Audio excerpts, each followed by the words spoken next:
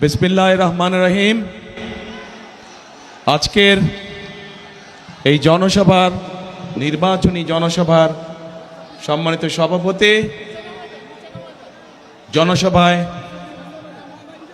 ময়মনসিংহ নেত্রকোনা ভাই ও বোনেরা, মঞ্চে উপস্থিত নেতৃবৃন্দ, প্রিয় সহকর্মীবৃন্দ, এলাকাবাসী ভাই বোনেরা, প্রিয় সাংবাদিক ভাইরা, আসসালামু আলাইকুম।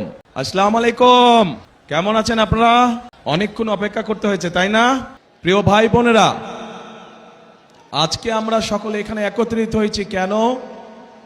একত্রিত হয়েছি যে আগামী 12 তারিখে এই দেশের মানুষ তাদের যে অধিকার ছিনিয়ে নেওয়া হয়েছিল, যেই অধিকারের জন্য বহু মানুষ গত 16 বছর ধরে গুম, খুন, অত্যাচার, নির্যাতনের শিকার হয়েছে, যেই অধিকার আদায়ের জন্য গত 2024 সালের 5 অগস্ট মাসে, জুলাই মাসে হাজারো মানুষকে হত্যা করা হয়েছে, হাজার হাজার মানুষকে আহত করা হয়েছে, সেই অধিকার আপনারা প্রয়োগ করতে যাচ্ছেন ইনশাআল্লাহ আগামী মাসের 12 তারিখে। কি সেই অধিকার? কি সেই অধিকার? ভোটের অধিকার। কেন এই ভোটের অধিকার দরকার? এই ভোটের অধিকার দরকার কারণ আমরা চাই এই দেশের মালিক যে জনগণ, সেই জনগণের ইচ্ছা মতন যাতে আগামী দিন এই দেশ সামনে চলতে পারে, সেই ইচ্ছার প্রতিফলন বা বাস্তবায়ন যাতে হতে পারে, সেই জন্যই দরকার ভোটের অধিকার। মানুষের কথা বলার অধিকার, মানুষের ন্যায্য অধিকার যাতে প্রতিষ্ঠিত হতে পারে, সেজন্যই দরকার ভোটের অধিকার। প্রিয় ভাই বোনেরা, আমি জানি ময়মনসিংহ বলুন, নেত্রকোনা বলুন, জামালপুর বলুন, শেরপুর বলুন, এই অঞ্চলগুলোতে বহু সমস্যা রয়ে গিয়েছে। নদী ভাঙন সমস্যা আছে, কর্মসংস্থানের সমস্যা রয়ে গিয়েছে, বিভিন্ন জেলাতে, বিভিন্ন উপজেলাতে ব্রিজ, স্কুল, কলেজ নির্মাণ, রাস্তাঘাট, কালভার্ট, এগুলোর সমস্যা রয়ে গিয়েছে, যেগুলো বিগত 1 যুগেরও বেশি সময় ধরে সংস্কার বা নতুন করে করা প্রয়োজন ছিল, কিন্তু কোনো কাজ হয়নি। হয়েছিল? হয়নি। কারণ ওই যে বললাম, ভোটের অধিকার ছিল না। যদি ভোটের অধিকার থাকতো তাহলে জনগণের সমস্যার সমাধান হতো। যেহেতু ভোটের অধিকার ছিল না, যেহেতু দেশে নিশিরাতের নির্বাচন অনুষ্ঠিত হয়েছিল, তথাকথিত নির্বাচন, যেহেতু দেশে আমির নির্বাচন অনুষ্ঠিত হয়েছিল, সেখানে সত্যিকারের জনগণের প্রতিনিধি ছিল না। তাই দেশের যুবক সমাজের জন্য কর্মসংস্থানের ব্যবস্থা তৈরি করা হয় নাই। তাই এলাকার মা বোনদের সমস্যার নিরাপত্তা নিশ্চিত করা হয় নাই। তাই শিক্ষা ব্যবস্থাগুলোতে সঠিকভাবে শিক্ষক প্রেরণ করা হয় নাই। তাই উপজেলা হাসপাতালে বলুন অথবা ডিস্ট্রিক্ট হাসপাতালে বলুন না কেন, সেখানেও সঠিকভাবে ওষুধপত্র, ডাক্তার সরবরাহ করা হয় নাই। প্রিয় ভাই বোনেরা, বাংলাদেশের মানুষ কি চায়? বাংলাদেশের মানুষ চায়, একজন অভিভাবক হিসাবে একজন অভিভাবক চায় তার সন্তান যাতে সুশিক্ষা বা সঠিকভাবে শিক্ষা পায়, তাই তো নাকি? একজন অভিভাবক চায় তার সন্তান সেই শিক্ষা পাক, যেই শিক্ষার পরে, যেই শিক্ষা শেষ হলে পরে সন্তান কর্মসংস্থানের ব্যবস্থা করতে পারবে, বেকার থাকবে না। প্রিয় ভাই বোনেরা, তরুণরা, যুবকরা কি চায়? তারা চায় কর্মসংস্থানের ব্যবস্থা। দেশে মিল ফ্যাক্টরি হবে, ব্যবসা বাণিজ্য হবে, যাতে করে তারা সুন্দরভাবে নিরাপদে ব্যবসা বাণিজ্য বা চাকরি বাকরি করতে পারবে। মানুষ চায়, মানুষ অসুস্থ হতেই পারে, হওয়াটাই স্বাভাবিক, কিন্তু অসুস্থ হলে যাতে করে তারা সময় মতন চিকিৎসা সুবিধা পায়। মানুষের মৌলিক চাহিদার মধ্যে এগুলোই কম বেশি মৌলিক চাহিদা। এই যে যেমন আমাদের কৃষক ভাইরা, আমরা যদি ময়মনসিংহের কথা ধরি, ময়মনসিংহ সহ আশেপাশের জায়গাগুলো যদি দেখি, এখানে কৃষক ভাইদের অনেক সমস্যা রয়েছে। বিশেষ করে যদি ময়মনসিংহে আমরা দেখি, পোনা চাষ, মাছের যে পোনা, এইটি আরো অনেক বড় করা যেত। এইটি এখন দেশের বিভিন্ন জায়গায় এই মাছের পোনা সরবরাহ করা হয়, কিন্তু আমাদের পরিকল্পনার মধ্যে রয়েছে কি করে এই মাছের পোনার বিষয়টিকে শুধু দেশের মধ্যে সীমাবদ্ধ না রেখে বিদেশেও কিভাবে রফতানি করা যায়, সেই পরিকল্পনা আমাদের রয়েছে, যাতে করে কর্মসংস্থানের সুযোগ তৈরি হয়, যাতে করে এই এলাকার মানুষ শুধু একটি নয়, এরকম আরো প্রতিষ্ঠান তৈরি করার মাধ্যমে আরো মানুষকে কর্মসংস্থানের ব্যবস্থা করা যায়। প্রিয় ভাই বোনেরা, আপনাদের নিশ্চয়ই মনে আছে দেশনেত্রী খালেদা জিয়ার সময় এই দেশের মেয়েদের জন্য, এই যে আমার সামনে বহু মা বোনেরা এখানে সামনে রয়েছেন, এই দেশের মা বোনদেরকে শিক্ষা দেওয়ার জন্য মেয়েদের শিক্ষা ব্যবস্থাকে ক্লাস 1 থেকে ক্লাস 12 পর্যন্ত ফ্রি করা হয়েছিল। মনে আছে আপনাদের? প্রিয় ভাই বোনেরা, সেই মা বোনরা শিক্ষিত হয়েছে। আজকে যদি যে কোনো স্কুল, কলেজ, বিশ্ববিদ্যালয়ে আমরা যাই, আমরা দেখব যে ছেলেদের পাশাপাশি সমান সংখ্যক মেয়েরা লেখাপড়া করছে। আজকে আমরা যদি সমগ্র বাংলাদেশের জনসংখ্যা দেখি, আমরা দেখব যে সমগ্র জনসংখ্যার অর্ধেকের মতন হচ্ছে নারী। কিন্তু এই আমরা যদি দেশকে সামনে এগিয়ে নিয়ে যেতে চাই, তাহলে এত বৃহৎ জনগোষ্ঠী অর্থাৎ অর্ধেক জনগোষ্ঠীকে পেছনে রেখে আমরা কোনোভাবেই দেশকে সামনে এগিয়ে নিয়ে যেতে পারবো না। এবং সেই জন্যই আমরা দেশে নারীদের জন্য, মায়েদের জন্য, আমরা গৃহিণীদের জন্য, বিশেষ করে খেটে খাওয়া মানুষ যারা, সেই পরিবারের গৃহিণীদের জন্য আমরা একটি ফ্যামিলি কার্ড নামে কার্ড দিতে চাই মা বোনদেরকে,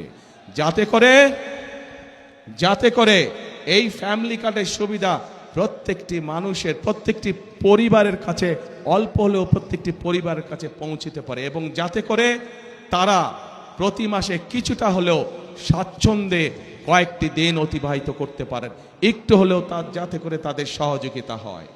ঠিক একইভাবে একটু আগে আমি ময়মনসিংহের মৎস্য চাষিদের কথা বলেছি। একইভাবে শুধু মৎস্য চাষি নয়, মৎস্য চাষির বাইরেও যারা ক্ষেত খামারে চাষবাস করেন, জমিতে চাষবাস করেন, এইরকম কৃষক ভাইদেরও পাশে আমরা দাঁড়াতে চাই। এবং সেজন্যই আমরা কৃষক ভাইদের জন্য কৃষক কার্ড দেবার পরিকল্পনা করছি। কৃষক কার্ড কথাটি শুনেছেন আপনারা আগে? এই কৃষক কার্ড কেন আমরা দিতে চাচ্ছি? বাংলাদেশের অধিকাংশ মানুষ কৃষির সাথে জড়িত। এই কৃষক যদি ভালো থাকে, কৃষি ভালো থাকলে বাংলাদেশের মানুষ ভালো থাকবে। সেজন্যই আমরা কৃষক ভাইদের পাশে দাঁড়াতে চাই, কৃষক ভাইদের সহযোগিতা করতে চাই। এই কৃষক কার্ডের মাধ্যমে আমরা কৃষক ভাইদের কাছে সার, তার প্রয়োজনীয় অন্তত একটি ফসলের, সমগ্রভাবে একটি ফসলের বীজ, কীটনাশক, সার আমরা পৌঁছতে চাই কৃষক ভাইদের কাছে সরাসরি, যাতে করে সেটি তাদেরকে সহযোগিতা করে ধীরে ধীরে অর্থনৈতিকভাবে মজবুত হওয়ার জন্য দৃঢ় ভিত্তির উপরে, যাতে করে তারা দাঁড়াতে পারে। প্রিয় ভাই বোনেরা,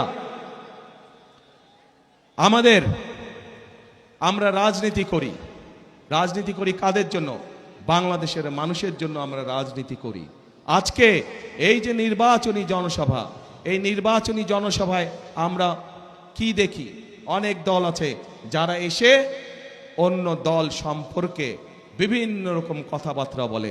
শুনেছেন না আপনারা? শুনেছেন।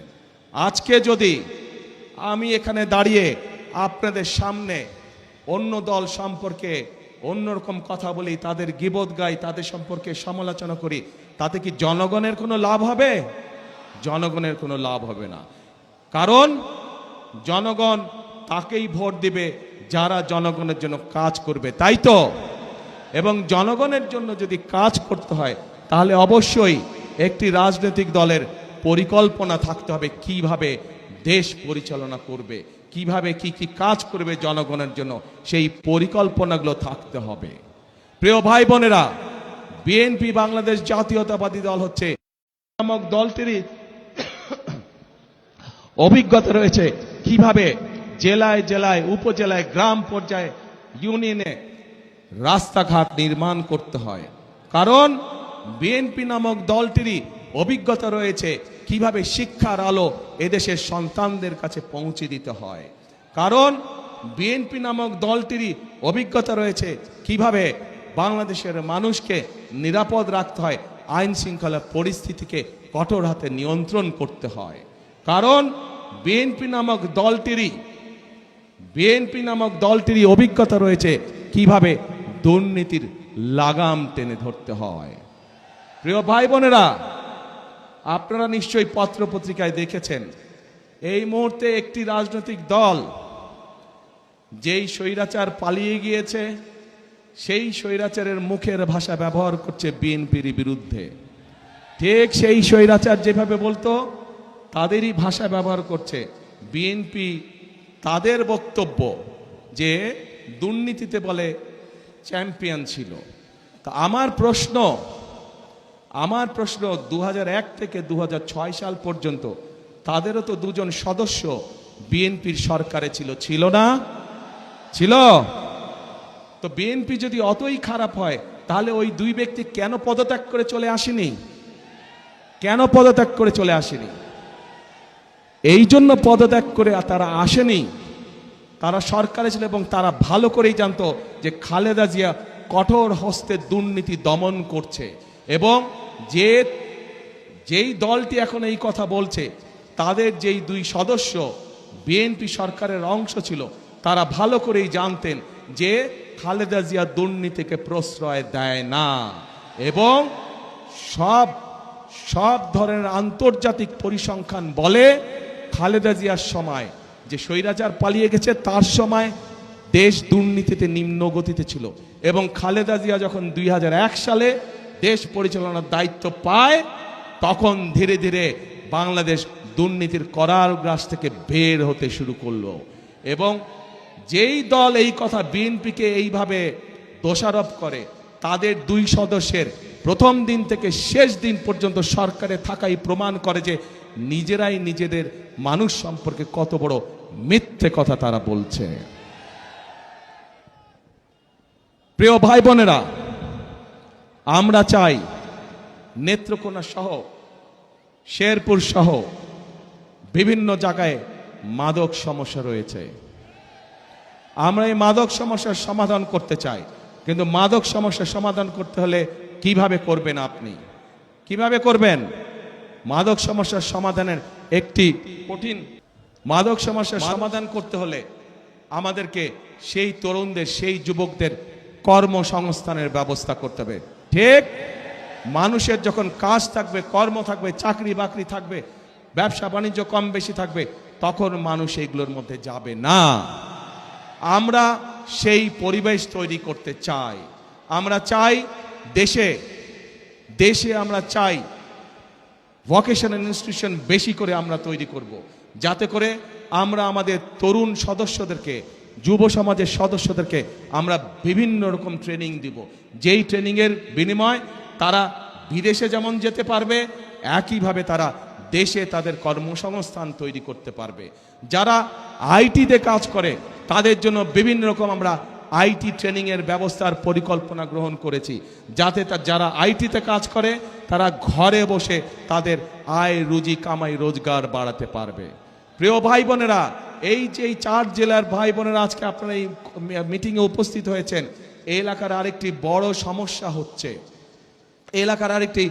বড় সমস্যা হচ্ছে মানুষের চিকিৎসা সমস্যা। ঠিক আমরা ময়মনসিংহ সহ আশেপাশের জেলাগুলোতে যেই 4 জেলার ভাই বোনেরা আজকে উপস্থিত হয়েছেন, এখানে যেরকম আমরা জেলা হসপিটালগুলোকে আরো বড় করতে চাই, একইভাবে আমরা হেলথ কেয়ারের অ্যাপয়েন্ট করতে চাই। হেলথ কেয়ারের, আপনারা পল্লী চিকিৎসকের কথা শুনেছেন? পল্লী চিকিৎসক শহীদ জিয়ার সময় ছিল, যারা গ্রামে গ্রামে ঘরে ঘরে মানুষকে গিয়ে চিকিৎসা দিত, ছোটখাটো রোগ বলে অসুখ বিসুখ তারা সেখানে চিকিৎসা দিত। আমরা ঠিক একইভাবে বিশেষ করে যে মা বোনেরা আছেন তাদের চিকিৎসার অনেক সমস্যা হয়, শিশুরা এবং মা বোনদের অনেক সময় তারা হাসপাতালে যেতে পারে না। আমরা চাই এই মা বোনদেরকে সুচিকিৎসা দেওয়ার জন্য। আমরা চাই মা বোনেরা সহ শিশুরা যেন ঘরে বসে চিকিৎসা পেতে পারে, ছোটখাটো অসুখ বিসুখের চিকিৎসা যাতে তারা সেই সেবা যাতে, সেই জন্যই আমরা চিকিৎসা ব্যবস্থাকে উন্নত করতে চাই। চিকিৎসা ব্যবস্থা আমরা হেলথ কেয়ারার নিযুক্ত করার মাধ্যমে চিকিৎসা ব্যবস্থা আমরা তাদের ঘরে ঘরে পৌঁছে দিতে চাই। প্রিয় ভাই বোনেরা, এই ময়মনসিংহ জেলা একটি অন্যতম কৃষি প্রধান এলাকা, অন্যতম কৃষি প্রধান এলাকা। আমাদের এখানে একসময় অনেক খাল বিল ছিল না আগে? এই খাল বিলগুলো সব ভরাট হয়ে গিয়েছে। এই খালগুলোকে আমরা পুনর্খনন করতে চাই, এই খালগুলোকে আমরা পুনর্খনন করতে চাই আবার। এখন এই খাল পুনর্খনন করার জন্য কে কে কোদাল হাতে নেবেন? সারা জেলায় খাল পুনর্খনন কে কে কোদাল হাতে নেবেন? আমি কিন্তু থাকবো সেদিন আপনাদের সাথে, ঠিক তো? ইনশাআল্লাহ। তাহলে আমরা খাল খনন করব। তো এখন প্রিয় ভাই বোনেরা, এই যে সংক্ষেপে আপনাদের সামনে আমি কতগুলো কথা বললাম, আপনারা কি মনে করেন যদি এই কাজগুলো করতে আমরা কম বেশি সক্ষম হই, ইনশাল্লাহ 12 তারিখে আপনারা ধানের শীষকে ভোট দিয়ে জয়যুক্ত করলে, ইনশাল্লাহ 12 তারিখে বিএনপি সরকার গঠন করলে, এই যে যেই কথাগুলো আপনাদের বললাম, ফ্যামিলি কার্ডের কথা বললাম, কৃষক কার্ডের কথা বললাম, স্বাস্থ্যের কথা বললাম, শিক্ষার কথা বললাম, তরুণ বেকারদের মাদক সমস্যা দূর করার জন্য কর্মসংস্থান ব্যবস্থার কথা বললাম, এই কাজগুলো যদি করা হয়, আপনারা কি মনে করেন এই যে কথাগুলো বললাম, এই কাজগুলো যদি আমরা করতে সক্ষম হই, তাহলে কি আপনারা মনে করেন আপনারা সহ সমগ্র দেশের মানুষ উপকৃত হবে? কে কে মনে করেন উপকৃত হবে? সবাই মনে করেন? তাহলে আপনারা কি চান আমরা এই কাজটা করি, এই কাজগুলো করি? কারা কারা চান যে বিএনপি এই কাজগুলো করুক? যেই কাজগুলোর কথা বললাম সবাই চান? ঠিক আছে, ধন্যবাদ। এবার আমার একটা জিজ্ঞাসা আপনাদের কাছে। আপনারা তো এতক্ষণ আমাকে জিজ্ঞাসা করলেন যে ভাই ধানের শীষে তো ভোট দিব, কিন্তু বিএনপি কি করবে আমাদের জন্য, এটাই তো আপনাদের জিজ্ঞাসা ছিল আমার কাছে, তাই না? তা আমি তো বললাম বিএনপি ইনশাল্লাহ সরকার গঠন করলে আমরা কি কি করব বললাম না এতক্ষণ? সংক্ষেপে বলছি, আরো অনেক কাজ আছে, আরো অনেক কাজ করব আমরা ইনশাল্লাহ, তবে সংক্ষেপে বললাম আপনাদের কাছে।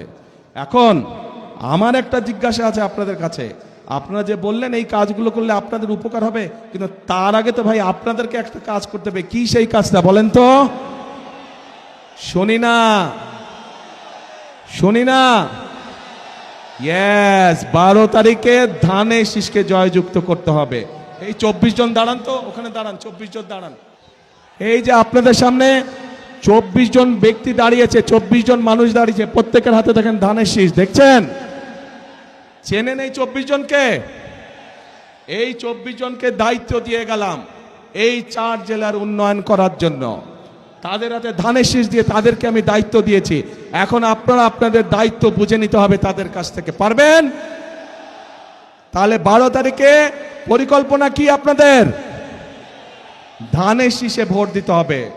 বসেন নেতৃবৃন্দ, এরা সবাই হচ্ছে ধানের শীষের লোক, এদেরকে জিতিয়ে আনতে পারলে আমরা ওই কাজগুলো সব করতে পারবো, জিতিয়ে আনতে পারলে আমরা ওই কাজগুলো সব করতে পারবো। কিন্তু এদেরকে জিতাতে হলে আপনাদেরকে এগিয়ে আসতে হবে। আপনারা এগিয়ে আসলে ধানের শীষ জিতবে, আপনারা এগিয়ে আসলে ধানের শীষের পরিকল্পনাগুলো সব জনগণের জন্য বাস্তবায়িত হবে, দেশের মানুষের জন্য বাস্তবায়িত হবে। প্রিয় ভাই বোনেরা, আরেকটি পরিকল্পনার কথা আপনাদেরকে বলতে চাই। নারীদের কথা বলেছি, কৃষকদের কথা বলেছি, শিশুদের কথা বলেছি, তরুণদের কথা বলেছি, যুবকদের কথা বলেছি। আরেক শ্রেণীর মানুষ আছে আমাদের সমাজে, যেই মানুষগুলো আমাদের জন্ম থেকে মৃত্যু পর্যন্ত আমাদের সাথে থাকেন। তারা সম্মানী মানুষ, তারা জীবনের বিভিন্ন সময় আমরা যখন বিভিন্ন মুসিবতে পড়ি সেই সময় তারা আমাদেরকে পরামর্শ দিয়ে থাকেন। সেই মানুষগুলো কারা? সেই মানুষগুলো হচ্ছে আমাদের বিভিন্ন মসজিদ, বিভিন্ন মাদ্রাসার ইমাম সাহেবরা, খতিব সাহেবরা, মুয়াজ্জিম সাহেবরা। আমরা এই সম্মানী মানুষগুলোর জন্য ইনশাল্লাহ বিএনপি সরকার গঠন করলে পর্যায়ক্রমিকভাবে সারা দেশে বিভিন্ন মসজিদ মাদ্রাসার ইমাম সাহেব, খতিব সাহেব যারা আছেন, মুয়াজ্জিম সাহেব আছেন, তাদেরকে আমরা সম্মানী দিতে চাই সরকারের পক্ষ থেকে, যাতে করে তারা সম্মানের সাথে জীবন যাপন করতে পারেন। শুধু তাই নয়, একই সাথে আমরা তাদেরকে বিভিন্ন রকম ট্রেনিং দিব, যাতে করে তারা ভালোভাবে জীবন যাপন করতে পারেন। এই পরিকল্পনা ভালো লেগেছে আপনাদের কাছে? ইনশাল্লাহ। তো এখন ভাই বোনেরা, 12 তারিখে তো আপনারা কি করবেন? হ্যাঁ, ধানের শীষে ভোট দিবেন। যাবেনটা কখন? ভোট দিতে কটার সময় যাবেন? দুপুর 12টায়? ও, দুপুর 11টায়? সকাল 9টায়? তো কখন? হ্যাঁ, তাহাজ্জুদের নামাজ পড়তে উঠবেন ওই দিন। আল্লাহর কাছে রহমত চাইবেন যে যাতে সারা দেশের ধানের শীষ জয়যুক্ত হতে পারে, এই রহমত চাইবেন আল্লাহর কাছে। তারপরে এলাকার মানুষকে সাথে নিয়ে আপনি মুসলমান হলে তাহাজ্জুদ পড়বেন, আপনার অন্য ধর্মের ভাই বোন যারা আছে তাহাজ্জুদ পড়ে বের হবেন, তাদেরকে সাথে নিয়ে যাবেন, গিয়ে তারা তাদের ধর্মীয় আচার অনুষ্ঠান ভোরবেলায় যেটা থাকে সেটা তারা করবে। পাশে আপনারা মুসলমান যারা ফজরের জামাত আদায় করবেন, যার যার যেই ভোট কেন্দ্রের সামনে, ঠিক আছে? করে লাইন দিয়ে দাঁড়াবেন, ভোট শুরু হবে, সাথে সাথে ভোট দেওয়া ইনশাল্লাহ শুরু করবেন। কিন্তু ভোট দিয়ে সাথে সাথে চলে আসলে চলবে না, কি করা লাগবে? থাকতে হবে, কড়ায় গন্ডায় বুঝে নিয়ে আসতে হবে। কেন এই কথাটা বললাম? বহু বছর হয়ে গেছে আমরা তো ভোট দেবার সুযোগ পাইনি, তাই না? যেহেতু আমরা ভোট দেবার সুযোগ পাইনি, এর আগে আমাদের ভোট বিভিন্ন জন বিভিন্নভাবে লুটপাট করে নিয়ে গিয়েছে।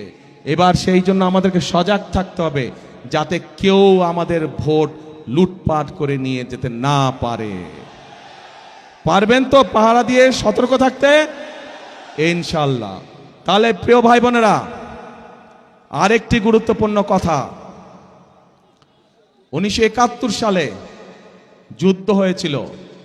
এখানে যারা ইয়াং আছেন তারা, আপনারা তরুণ যুবক যারা আছেন তারা আপনারা বইয়ে খাতায় পড়েছেন, মুরব্বী যারা আছেন, আমাদের বয়সী যারা আছেন তারা দেখেছেন বা জানেন, সেই যুদ্ধে দেশের স্বাধীনতা অর্জিত হয়েছিল।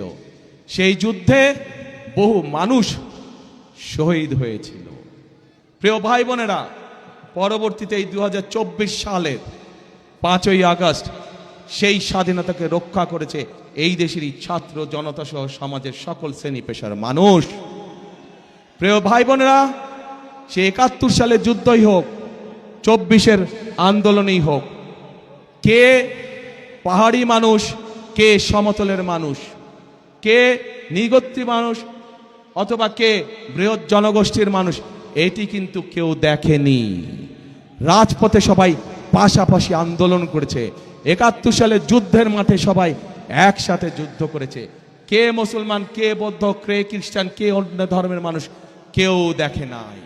কাজেই এইবারও 12 তারিখের নির্বাচনে আমাদের সকলকে একসাথে থাকতে হবে, ধর্ম বর্ণ নির্বিশেষে আমাদেরকে একসাথে থাকতে হবে। কারণ আমরা যদি একসাথে থাকি, আমরা যেভাবে স্বাধীনতা অর্জন করেছি, আমরা যদি একসাথে থাকি, আমরা যেভাবে স্বৈরাচারকে বিদায় করেছি, আমরা যদি ইনশাল্লাহ সামনের দিনেও এক থাকি, তাহলে অবশ্যই আমরা এই বাংলাদেশকে ভবিষ্যতে আমাদের সেই প্রত্যাশিত বাংলাদেশের দিকে নিয়ে যেতে পারবো। কি বোঝা গেছে ভাই? সেই প্রত্যাশিত বাংলাদেশকে যদি গড়ে তুলতে হয়, তাহলে স্লোগান হবে একটাই। কি সেই স্লোগান? করব কাজ, করব কাজ, গড়ব দেশ, সবার আগে বাংলাদেশ। আবার বলে, করব কাজ,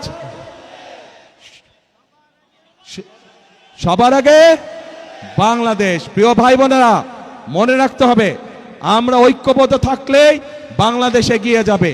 আমরা ঐক্যবদ্ধ থাকলেই আমাদের প্রত্যাশিত বাংলাদেশ গড়ে তুলতে পারবো। আমরা ঐক্যবদ্ধ থাকলেই জনগণের শাসন কায়েম করা সম্ভব হবে। আমরা ঐক্যবদ্ধ থাকলেই জনগণের প্রতি জবাবদিহিতা নিশ্চিত করা সম্ভব হবে। কাজেই আসুন, আমাদের আজকের এই নির্বাচনী জনসভার শপথ হোক, আমরা এই বাংলাদেশকে জনগণের বাংলাদেশে পরিণত করব। আমরা এই বাংলাদেশকে জনগণের কাঙ্ক্ষিত বাংলাদেশে রূপান্তরিত করব। শেষ কথার এক কথা, করব কাজ, গর্ব দেশ, সবার আগে বাংলাদেশ। আল্লাহ হাফেজ। বাংলাদেশ জিন্দাবাদ, বাংলাদেশ জাতীয়তাবাদী জিন্দাবাদ। আপনাদের সাথে আবার 12 তারিখের পরে দেখা হবে। কোথায় দেখা হবে?